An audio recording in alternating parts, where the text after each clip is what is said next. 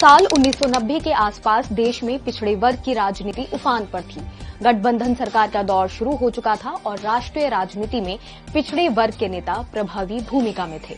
सरकार को मंडल कमीशन की सिफारिश पर सरकारी सेवाओं और शैक्षणिक संस्थानों में ओबीसी वर्ग के लिए 27% आरक्षण रिजर्व करना पड़ा। इसके बावजूद सुप्रीम कोर्ट से ओबीसी आरक्षण के मामले में एक अहम फैसला आया है।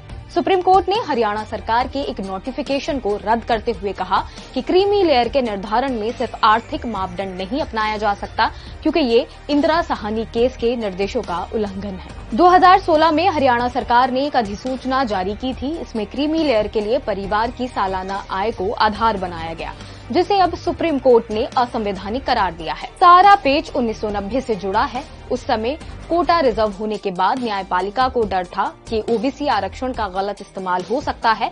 इसकी वजह से कोर्ट ने इंदिरा साहनी केस में क्रीमी लेयर की अवधारणा को मान्यता देकर पिछड़े वर्ग के ऐसे समूहों को चुनने का निर्देश दिया जो ओबीसी वर्ग में अच्छी हालत में थे। मतलब इन संपन्न परिवारों को ओबीसी आरक्षण से बाहर करने की योजना थी, जिससे जरूरतमंद लोगों को इसका फायदा मिल सके।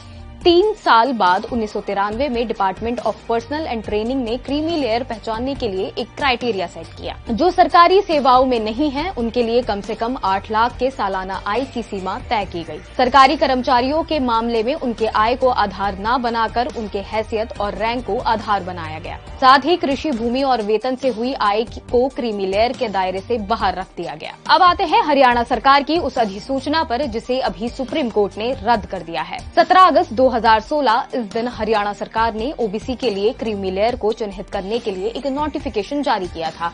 इसमें वो परिवार शामिल थे जिनकी सालाना आय 3 लाख रुपए से कम है।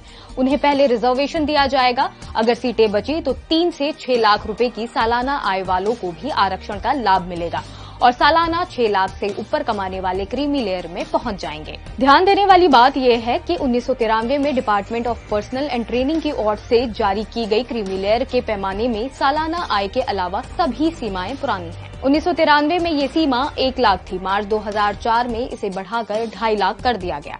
इसके बाद 2008 में 4.5 लाख, 2013 में 6 लाख और सितंबर 2017 में 8 लाख किया गया, जो अब तक लागू है। संसद के मॉनसून सत्र में विपक्षी सांसदों ने इसे बढ़ाकर 15 लाख करने की मांग की, लेकिन सरकार ने मोलभाव कर 12 लाख पर इसकी सुई अटका दी, क्योंकि सरकार कृषि आय को भी ग्रॉस एनुअल इनकम में जोड़ना चाहती है। सबसे अहम बात, क्रीमी लेयर में अगर कृषि आय को भी जोड़ा जाता है तो पहले से ही नाराज किसान उस पर क्या प्रतिक्रिया देंगे। जो कुछ भी होगा उसे आप तक पहुंचाते रहेंगे।